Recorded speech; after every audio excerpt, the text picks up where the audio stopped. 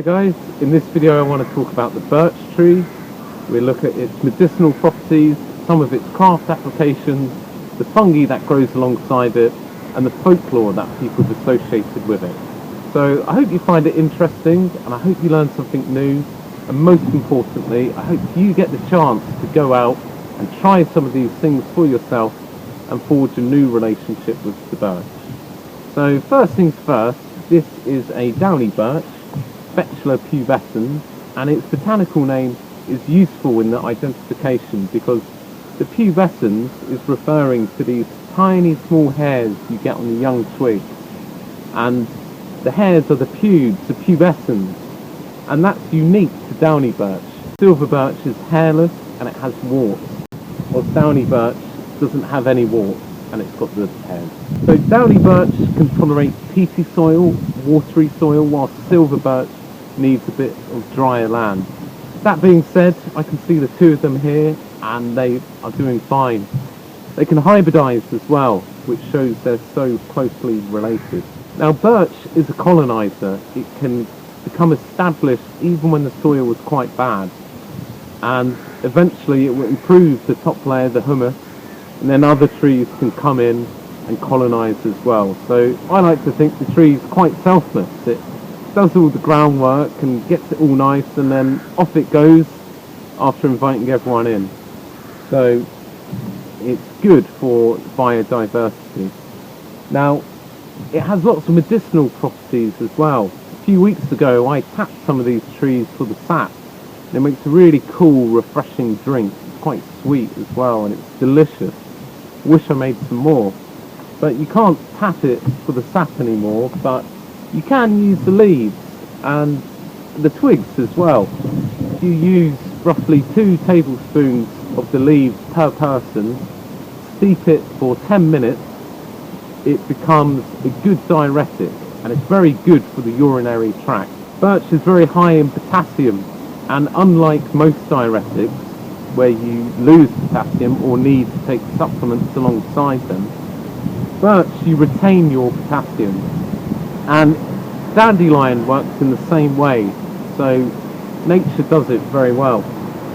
And it's also, the leaves can also be used externally, just applied to rough skin or eczema, herpes. It's very good for relieving those problems. The tree has loads of craft uses as well, and further north the inner bark has a different consistency, and that can be used to make containers. It can be made to use canoes. People use it for lots of different crafts.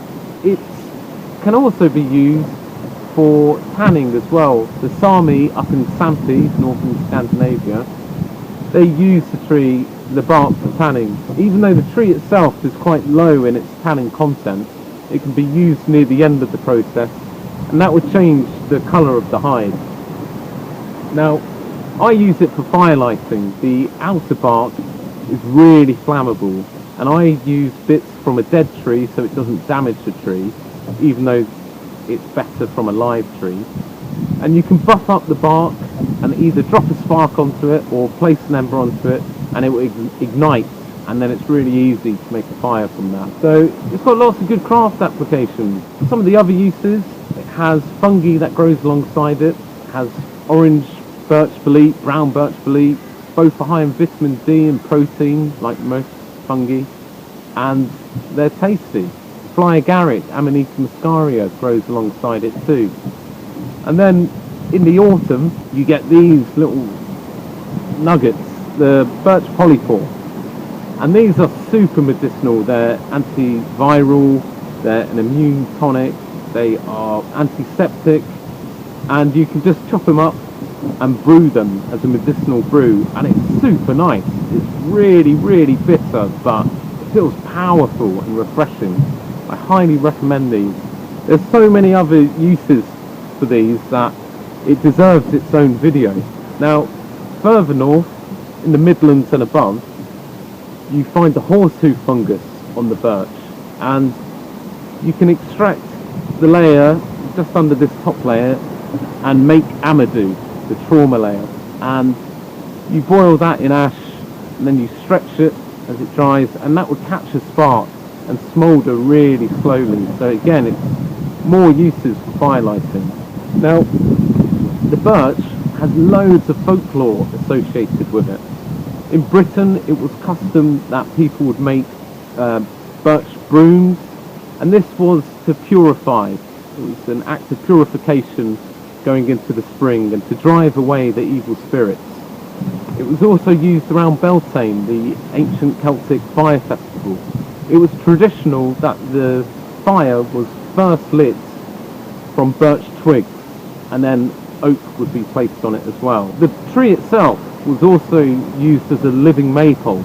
It has other folklore as well. The first bit of its botanical name, betula, that's a reference to, that's an Indo-European word, and that's a reference to the tar that's inside it. And if you collect lots of the outer bark, put it in a container and put it on a big fire, you can extract the tar from it. Additionally, the birch appears in the Ogham alphabet, the ancient Celtic alphabet that archaeologists believe goes back to the Iron Age, and it's the first symbol, and it just goes down and then across. And what's super interesting is Neanderthals were doing this back in the Stone Age. Archaeologists don't know if they were using pots or if they were just placing the bark near the fire, but either way, they knew the tree had the tar and they were using it in that way.